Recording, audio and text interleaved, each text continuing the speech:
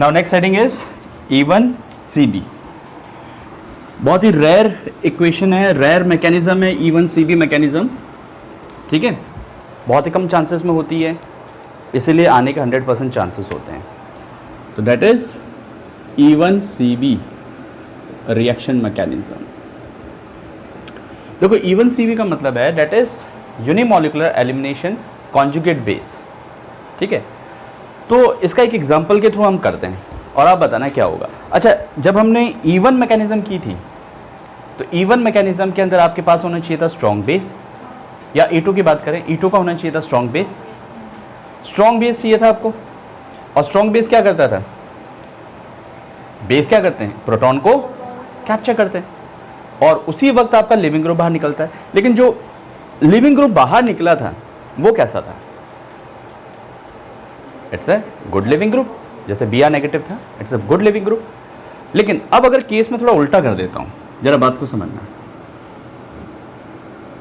जैसे कि यहां पर मैंने लिया कोई लिविंग ग्रुप और यहां डाल दिया बेस, चलो इसको थोड़ा एक्सटेंड आउट कर लेते हैं, तो क्या होना चाहिए, टेल मी, क्या होना चाहिए यहां पर। और मैं ये कह देता हूं कि it's a bad leaving group. ये कैसा है, बैड लिविंग ग्रुप है, it's not a good leaving group. तो भैया दो कंडीशन है, बेस तो कैप्चर करेगा आपका क्या, प्रोटॉन को, और वो भी एसिडिक प्रोटॉन को। Acidic protons are generally beta protons, ठीक है। तो ये इलेक्ट्रोनेगेटिव एटम होगा जो इलेक्ट्रॉन को खींचेगा, जिसकी वजह से प्रोटॉन बाहर निकलेंगे। तो अब दो कंडीशन है बेटा, या तो ये ए पे अटैक करे या फिर ये बी पे अटैक करे। ए पर बी पर कौन सा अटैक होना चाहिए, सोचिए जरा। This is our step first, इसको स्टेप फर्स्ट बोलेंगे। बताइए जरा क्या होना चाहिए। चलो आपके लिए और आसान कर देते हैं, एफ ले लो, it's a weak leaving group. F नहीं चाहता है कि उसको छोड़े कंपाउंड, लेकिन बेस मेरे पास स्ट्रॉन्ग है, बेस मेरे पास कैसा है, स्ट्रॉन्ग बेस है। तो स्ट्रॉन्ग बेस क्या करेगा, हाइड्रोजन का एक्वायर करेगा। दो कंडीशन हो सकती है, अगर ये वाला बाहर निकले तो बेटा ये कंडीशन बनेगी कि नेगेटिव चार्ज इस पे आ जाए, this is the a condition. दूसरी कंडीशन, अगर ये बाहर निकले तो ये कंडीशन बनेगी, होगा जी, ठीक है। ये दोनों क्या है बेटा, these species are carbanion. E2 mechanism में कोई इंटरमीडिएट इन्वॉल्व नहीं था, यहां है। चलो बताओ विच वन इज मोर स्टेबल। मैंने पूछा था ना ए बनेगा बी बनेगा, तो आपने देख लिया ये बनेगा। अब कार्बोनाइन बना तो कार्बोनाइन की स्टेबिलिटी पे जो बात होगी वो ज़्यादा स्टेबल होगा, वही बनेगा। तो चेक करो जरा कौन ज़्यादा स्टेबल है, which one is more stable, compound A और compound B. Tell me, B, why. भाई सीधी सी बात देखो ना, यहां पर ये नेगेटिव चार्ज है, यहाँ पे ये नेगेटिव चार्ज है, ये इलेक्ट्रॉन विड्रॉइंग ग्रुप है, माइनस आई दोनों का माइनस आई ग्रुप है, माइनस माइनस बढ़ाएंगे, माइनस माइनस बढ़ाते हैं जी, तो इसको भी बढ़ाएगा इसको भी बढ़ाएगा। फर्क किसका हो रहा है, सिर्फ फर्क हो रहा है सिर्फ। अच्छा यहाँ पे एम इफेक्ट की अगर बात करेंगे तो भी सेम पड़ेगा, कोई फर्क नहीं पड़ना। यहाँ आई इफेक्ट के बेसिस पे बात करनी पड़ेगी, on the basis of minus I effect कि डिस्टेंस कहाँ जा रहा है। अब आप डिस्टेंस की बात करोगे तो बोलोगे सर यहाँ पे इतना डिस्टेंस, यहाँ पे इतना डिस्टेंस, बात वही आ गई।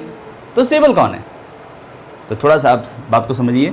यहाँ पर क्या है, इसका प्लस आई ग्रुप है, ये मिथाइल ग्रुप है ना, इसका प्लस आई ग्रुप है।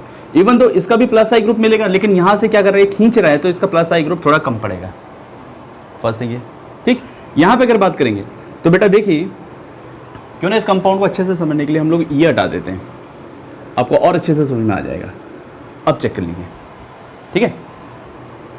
अब आप बोलते हो कि ये जो ग्रुप है, ठीक है, इसको मिथाइल ग्रुप कार्बन देना चाहेगा, लेकिन देखो यहां पे क्या हो रहा है,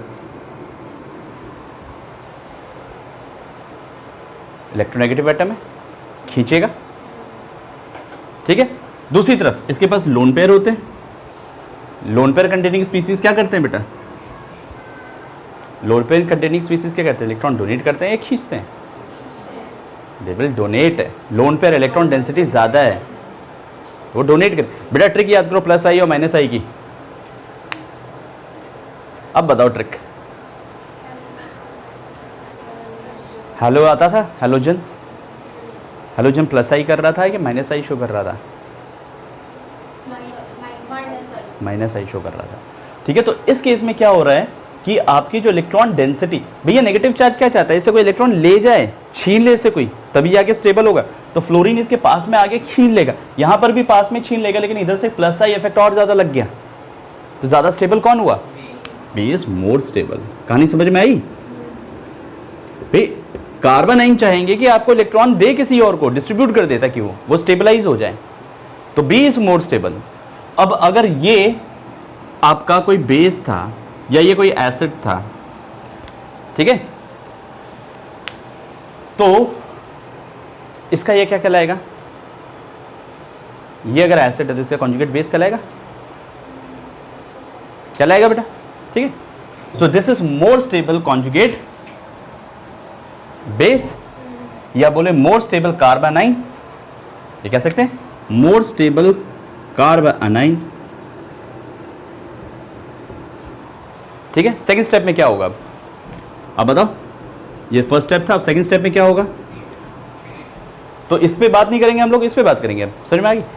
तो अब सेकंड स्टेप में क्या होगा? फर्स्ट में देखो हाइड्रोजन हटा, पहले तो इसने क्या किया, बेस ने हाइड्रोजन को कैप्चर कर लिया और क्या बना लिया? माइनस ऑफ BH बना लिया। बी का मतलब यहाँ पे क्या है? बेस है। ठीक है, सेकंड स्टेप में अब आपका लिविंग ग्रुप लीव कर जाएगा।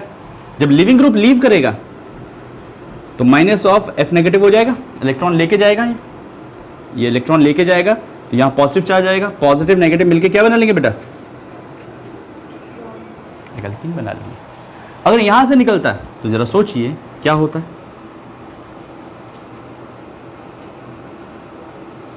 ये एल्कीन बनता। स्टेबल कौन से, मेजर कौन सा प्रोडक्ट बना आपका? मोर स्टेबल कार्बन आइन से बनने वाला प्रोडक्ट मेजर होगा। This is the major product. अब देखो जरा कहानी पूरी बदल गई ना आपकी। माइनर प्रोडक्ट ये होगा। अगर स्टेबिलिटी ऑफ अल्कीन की बात करूं तो अल्कीन ये ज्यादा स्टेबल है, more substituted alkenes are more stable, but major product मेरा ये बन रहा है। ठीक है, it is according to Hofmann product. इसे हम हॉफमैन अल्कीन कहेंगे, हॉफमैन अल्कीन। तो Hofmann alkenes are the major product, not the Saytzeff alkene. ये सेटजेफ अल्कीन होगी। सेटजेफ ये कहता था substituted, more substituted alkenes are more stable. तो सेटजेफ अल्कीन जो थी वो आपका लेस प्रोडक्ट के तौर पे बनेगा। तो बिल्कुल पीछे ले कर दी इसने, बिल्कुल उल्टा कर दिया। सो इसका नाम इसलिए पड़ा E1CB। अच्छा एक और बताओ, इसमें फास्ट और स्लो स्टेप कौन सी होगी? जरा चेक करके बताओ मुझे, विच one is the fast step, which one is the slow step? Rate determining step कौन सी है? ये वाली कार्बन आयन वाली। जब चेक करो यहाँ पे रिएक्शन कौन सी हो रही है, ये एसिड है, ये बेस है। Acid and base reactions are neutralization reaction, और neutralization reaction are generally very fast reaction.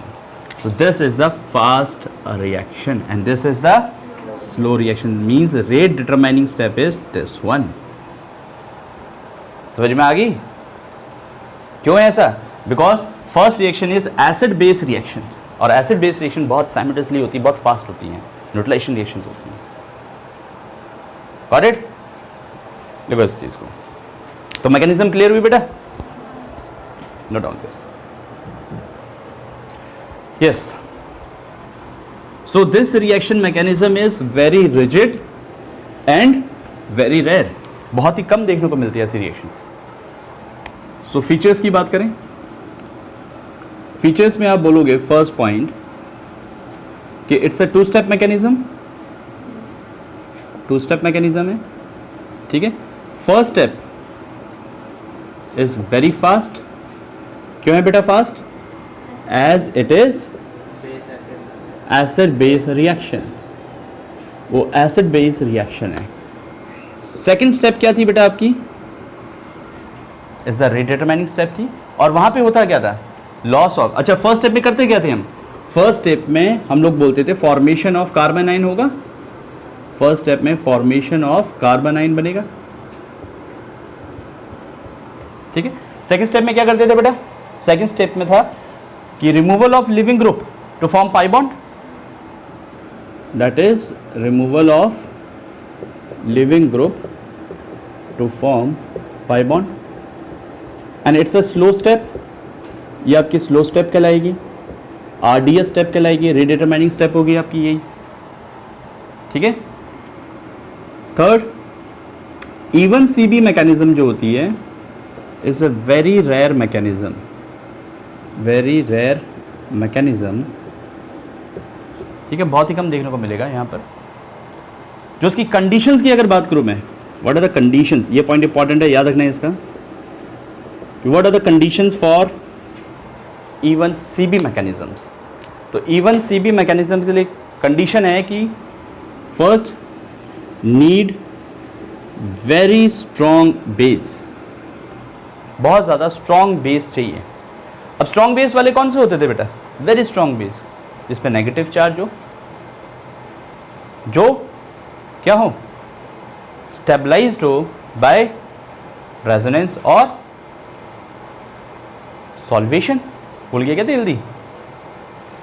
ठीक है. तो स्ट्रॉन्ग बेस वाले आपके हो गए, जस्ट आप बोल सकते हो नेगेटिवली चार्ज स्पीसीज. कोई एक एग्जांपल याद है आपको? Like soda amide NaNH2, NH2 negative, याद है कुछ? They are very strong base. ठीक है, पूरा लिखवा चुका हूं, ये पे चेक कर लेना आप पीछे की तरफ. नाउ सेकेंड कंडीशन जो उसमें चाहिए वो क्या है, जो सबसे ज़्यादा कंपल्सरी कंडीशन है इसके पास, that is presence of poor या very poor leaving group, very bad leaving group. ठीक है, presence of poor leaving group. अब पुअर लिविंग ग्रुप कौन कौन से होंगे जरा ये सोचो. पुअर लिविंग ग्रुप आपके कौन कौन से मिल सकते हैं? पुअर लिविंग ग्रुप मिल सकता है आपको F नेगेटिव और जो नहीं चाहता किसी कंपाउंड को छोड़ना, जैसे अल्कोहल स्टेबल होता है, अल्कोहल स्टेबल होगा, वाटर स्टेबल होगा. अगर उसमें से OH नेगेटिव निकाल लूँ मैं तो चाहेगा क्या वो होना? नहीं चाहेगा. तो OH negative. Soda amide stable है ना, तो NH2 नेगेटिव नहीं चाहेगा कि वो वहाँ से छोड़े उसको. समझ में आया? तो ऐसे कंपाउंड क्या होंगे? पुअर लिविंग ग्रुप होंगे आपके. ठीक है, फिफ्थ पॉइंट की बात करते हैं, रेट. हाँ जी, यहां बताओ जी. Rate is directly proportional to किसके होगा? एक तो हलाइड होगा, और although first step is the fast step, although first step is the fast step, लेकिन सेकंड स्टेप में अगर बात करूंगा रिएक्टेंट की तो वो तो कि इंटरमीडिएट है. तो क्या ये इंटरमीडिएट पे डिपेंड कर सकते हैं? इंटरमीडिएट तो वैसे अनस्टेबल है. तो किस पे डिपेंड कर रहा है? रिएक्टेंट्स पे डिपेंड करेगा. तो this is depend on this one. Got it? ये गलती मत कर देना बेटा कि second step is the slow step और इंटरमीडिएट पर डिपेंड कर रहा है. इंटरमीडिएट पे डिपेंड कर रहा है, बट रेट उसके वजह से डिसाइड नहीं हो रही. क्यों नहीं हो रही? क्योंकि वो तो खुद एक अनस्टेबल स्पीसीज है. तो ऑर्डर क्या बनेगा बेटा, और मॉलिक्युलरिटी क्या होगी? Now what is the order and what is the molecularity?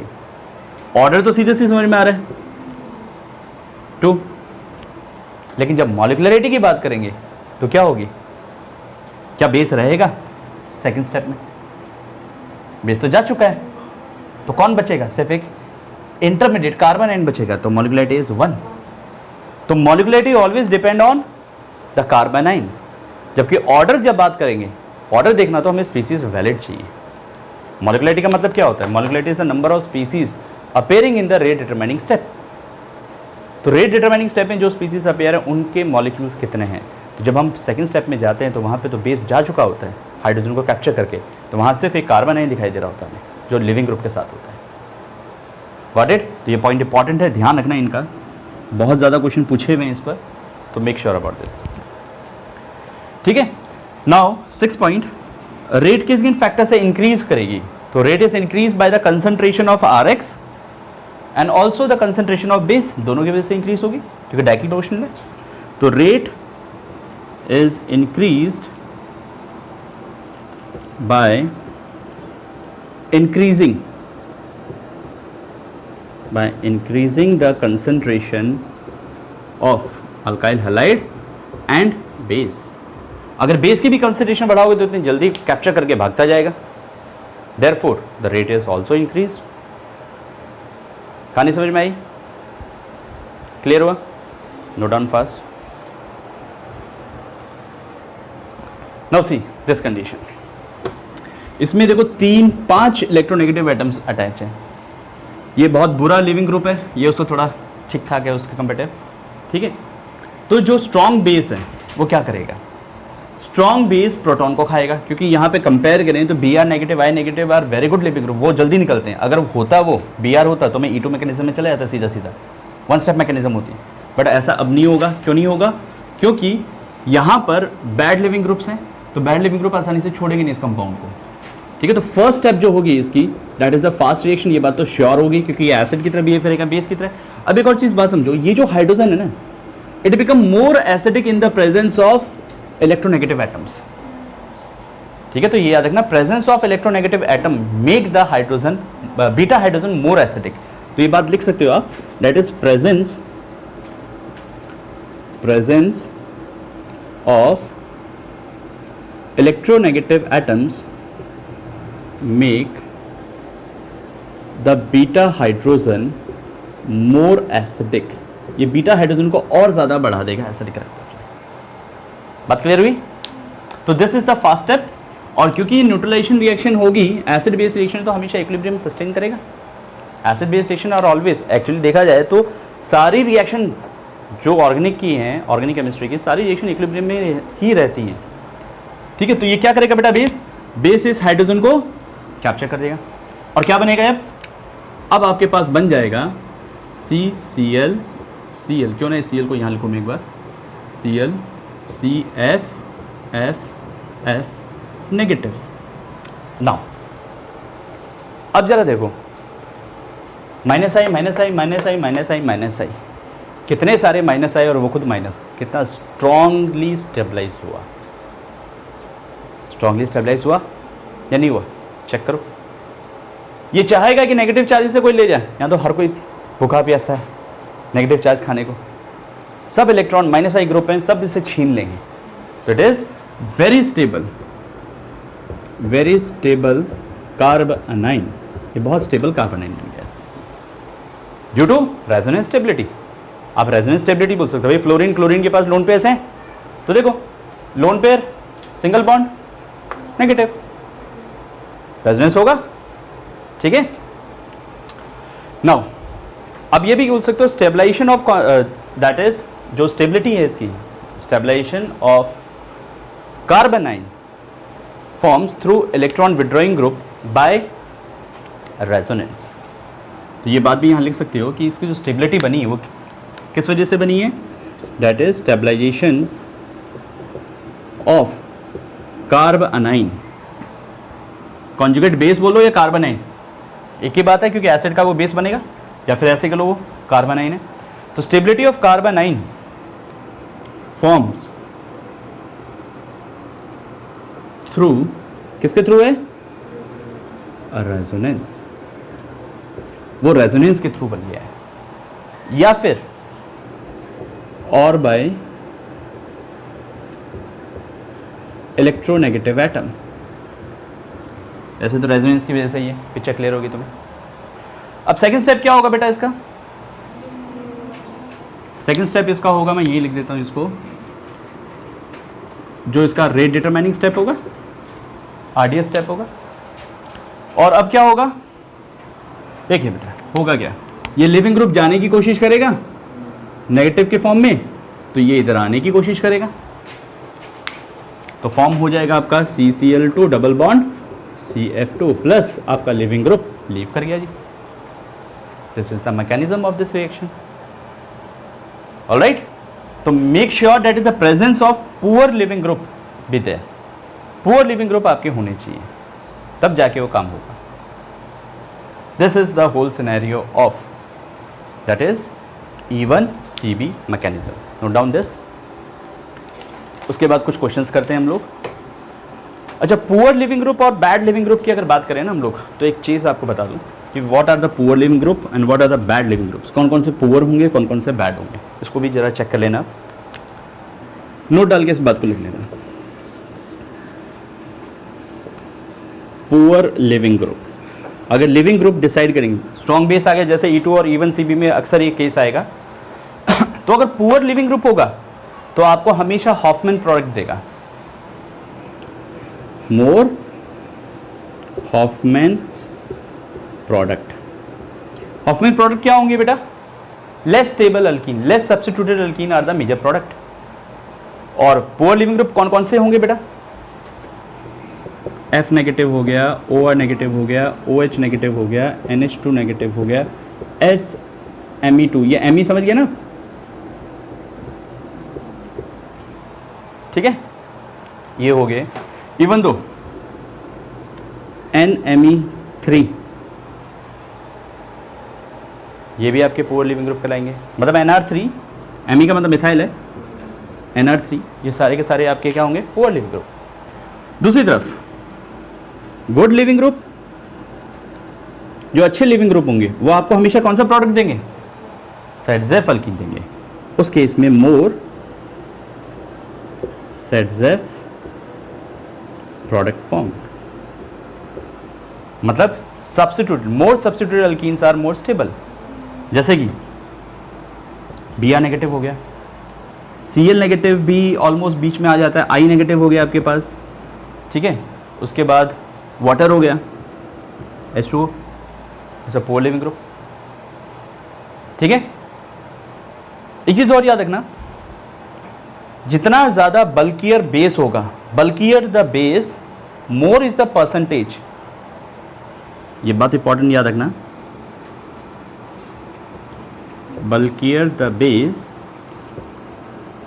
More is the percentage of, bulkier समझते हो आप लोग, मतलब कोई बेस जो ज़्यादा अल्काइलेटेड ग्रुप हो उसके अटैच, तो जितना ज़्यादा बेस बल्की होगा, जितना ज़्यादा अल्काइलेटेड होगा, उतना ही ज़्यादा हॉफमैन प्रोडक्ट शो होगा आपको, परसेंटेज ऑफ हॉफमैन प्रोडक्ट। अब इसी में एक छोटा सा क्वेश्चन अगर आपसे पूछ लूँ मैं, बताना विच वन इज, ये एक O नेगेटिव है, एक ये O नेगेटिव है, दोनों बेस की तरह काम कर रहे हैं, ठीक है। तो कौन सा क्या प्रोडक्ट देने वाला आपको? बोथ आर द बेस, दोनों बेस दिख रहे हैं आपको, ठीक है। एक तो ये है, एक ये है, तो ये आपको साफ दिख रहा है, it's a bulkier group, bulkier base.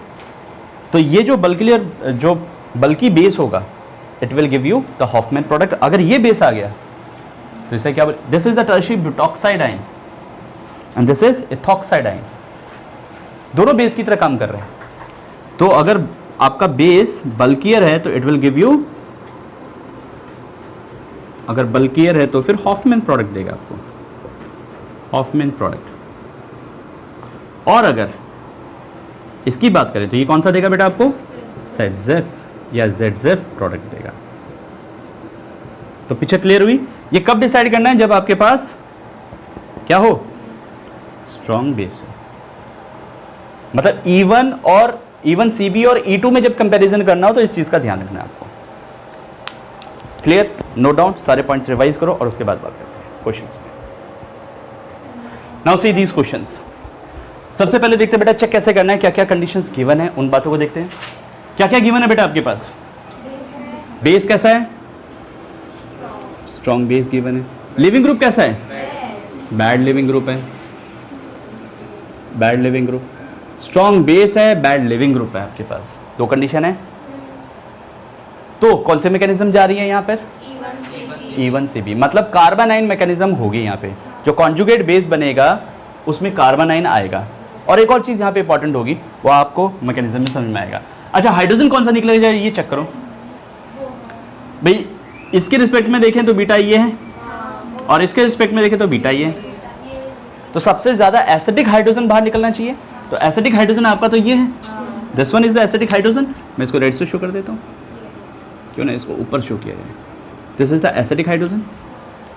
तो होगा क्या? होगा ये कि ये जो बेस है ये क्या करेगा? इस एसिडिक हाइड्रोजन को कैप्चर कर लेगा, और कैप्चर करने के बाद में क्या बनाएगा?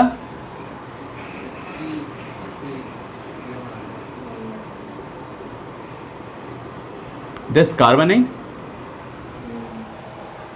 बॉन्ड स्ट्रक्चर्स में क्या होता है, थोड़ा आसान होता है काम करना। दिस कार्बोनाइन, समझ गए? अब क्या होगा आपका, अब देखो यहाँ पे जो कार्बोनाइन बना उसकी स्टेबिलिटी बढ़ी या नहीं बढ़ी? किस वजह से बढ़ी? रेजोनेंस की वजह से बढ़ी। तो इट इज रेजोनेंस स्टेबलाइज्ड हो गया बेटा, रेजोनेंस स्टेबलाइज हो गया। अगर कभी कंपाउंड में स्टेबिलिटी आ जाती है ड्यू टू रेजोनेंस, तो अगर यहाँ पे लिविंग ग्रुप बैड भी होता ना तो भी ये चला, मतलब गुड लिविंग ग्रुप भी होता तो भी ये जाता फिर, क्योंकि स्टेबिलिटी रेजोनेंस प्रोवाइड करवा रहा है इस केस में। क्योंकि मैंने कहा था आपको E1 E2 और E1C भी एक आपस में मिक्सअप मिलते हैं, तो कब कौन सा लगाना है वो कंडीशंस पे डिपेंड कर रहा है आपका। तो अब क्या होगा बेटा, नाउ रेजोनेंस स्टेबिलिटी है, तो अब लिविंग ग्रुप आपका लीव करेगा और यहाँ जाएगा, वहाँ क्यों नहीं जाएगा?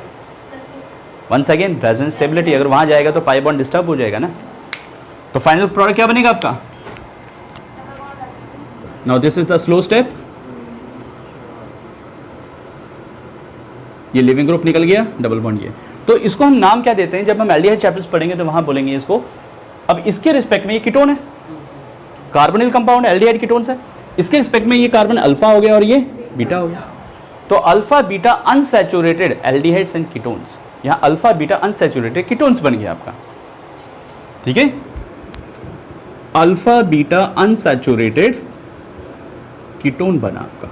बेटा हो सकता है एग्जाम में आपको सीधा सीधा ये दे दिया और बोलेंगे जो रिजल्ट है उसमें नाम ना देके इस तरह से बोल देंगे alpha beta unsaturated ketone, alpha beta unsaturated alcohol या अल्कीन्स या कुछ भी दे सकते हैं आपको। तो वहाँ पर इस तरह की नेमिंग भी आ सकती है। आईयूपीएसी आगे तो आसान है, कर लोगे तुम। अच्छा आईयूपीएसी भी अगर बात करें तो किस डायरेक्शन से स्टार्ट होगा जरा बताने पर? ये ऐसे कंपाउंड है, तो मैं थोड़े से आईयूपीएसी बताते हैं। प्रायोरिटी पता नहीं कैसे देते हैं, पहले फंक्शनल ग्रुप को, फिर डबल बॉन्ड ट्रिपल बॉन्ड को, और फिर सब्स्टिट्यूएंट को, मतलब अल्काइल ग्रुप को। ये होते हैं ना। तो सबसे पहले चेक कैसे करेंगे? नंबरिंग कहाँ से स्टार्ट होगी? उधर से, इधर से, लेफ्ट या राइट? ये राइट है, ये लेफ्ट है? बोलो बोलो। लेफ्ट से। फंक्शनल ग्रुप को प्रायोरिटी देनी है, ना कि इसको डबल बॉन्ड को। तो नंबरिंग होगी यहाँ से, ठीक है? वहाँ से मत कर देना। तो छोटी छोटी बातें हैं, ये जब कम चैप्टर स्टार्ट करेंगे उसमें एडअप कर देंगे। तो मेन नंबरिंग का था, जो गलती होती है यहाँ पे ध्यान रखना। नेक्स्ट थिंग, इसमें बात करें कौन कौन सी कंडीशंस है बेटा यहाँ पर?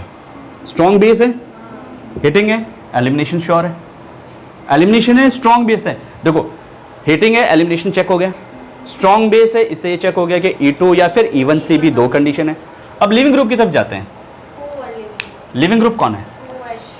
OH नेगेटिव है, and it is poor leaving group. Condition clear हुई?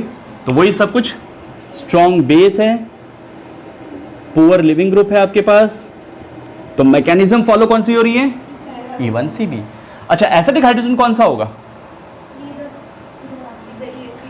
दिस वन, क्योंकि ये मेजर फंक्शनल ग्रुप बना, तो मेजर फंक्शनल ग्रुप ये बना, तो फिर ये अल्फा होगा, ये बीटा होगा, और इसके रिस्पेक्ट में आप ऐसे भी चेक कर सकते हैं, इलेक्ट्रॉन खींचेंगे, ये इलेक्ट्रॉन खींचेंगे, तो सबसे ज्यादा प्रेशर इसी पे आने वाला है। तो ये हाइड्रोजन फटाफट से बाहर निकलने की कोशिश करेगा। तो फर्स्ट स्टेप में क्या होगा? ये OH नेगेटिव इसको खा जाएगा, क्योंकि बेस है। बेस का काम क्या होता है? Capturing the proton.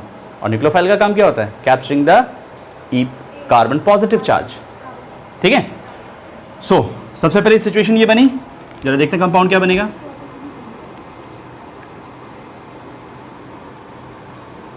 यहां डबल बॉन्ड O, फिर यहां से H गया तो नेगेटिव, और यहां से OH, ये बना। अब क्या होगा बेटा?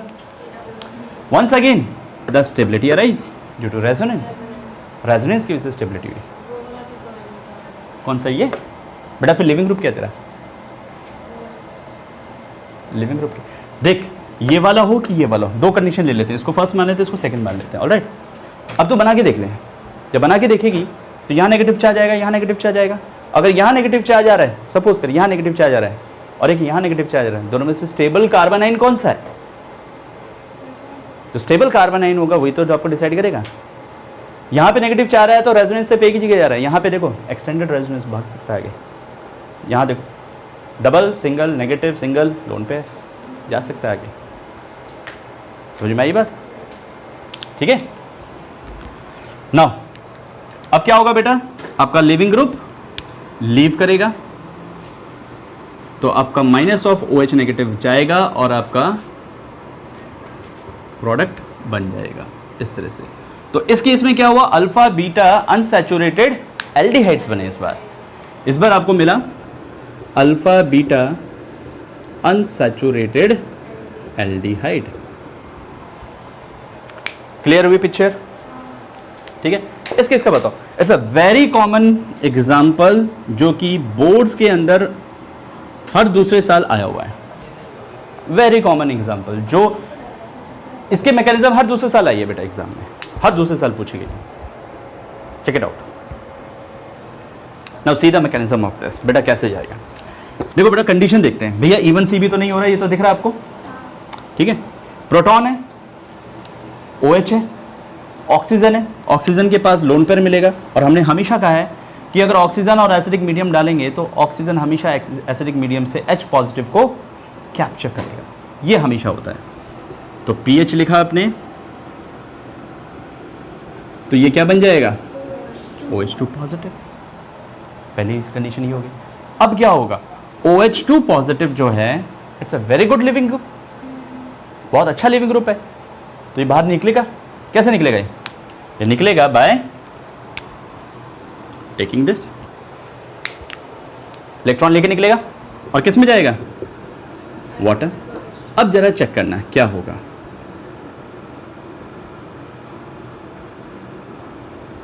स्टेबिलिटी किसकी मिली, कार्बोकेटाइन। ये pH कम तो समझ गए ना, फिनाइल है। अरे भैया ये तो बेंजाइल कार्बोकेटाइन बन गया, और benzyl carbocation is more stable. Stabilize है या नहीं। अब आगे क्या होगा सोचो। अब सॉल्यूशन में क्या पड़ा हुआ है, ये H पॉजिटिव अकेला तो नहीं निकलेगा ना, कहीं पर भी H पॉजिटिव अगर लिखा है तो इसका मतलब ये बात श्योर है कि it is a diluted form, खूब सारा वाटर होगा। तो वाटर अगर है सॉल्यूशन के अंदर तो अटैक करेगा, और अटैक करेगा तो फिर क्या बनाएगा, इसको ऐसे लिख सकते हो ना आप, लोन पेयर से पॉजिटिव चार्ज है, ये हाइड्रोजन एसिडिक रहेगा, दिस हाइड्रोजन इज एसिडिक, ठीक है। यहां से निकालोगे तो वैसे ही वो चीज। तो अल्टीमेटली क्या होगा, अल्टीमेटली होगा ये कि ये जो ऑक्सीजन है ये इस हाइड्रोजन को यहां से कैप्चर कर ले in the form of H positive, और माइनस ऑफ H पॉजिटिव अगर होता है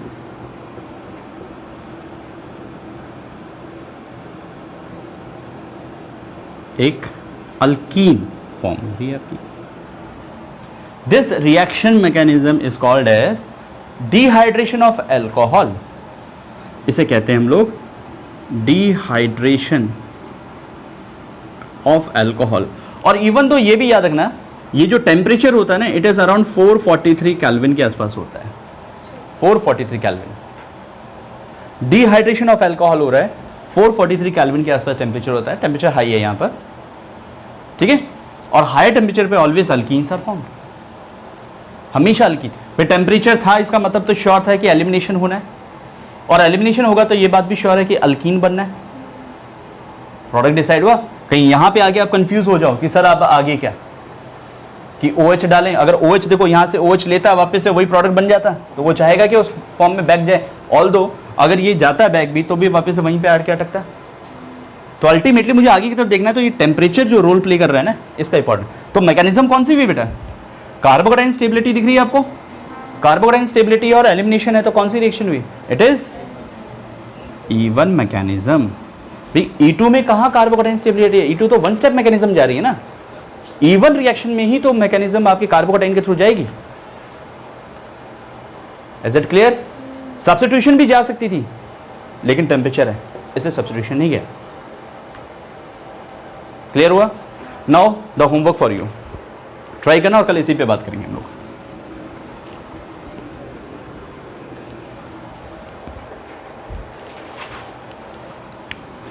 क्वेश्चन इज, समझ गए ना, और यहां डाल दिया हमने what will be the mechanism of this reaction? This is your homework.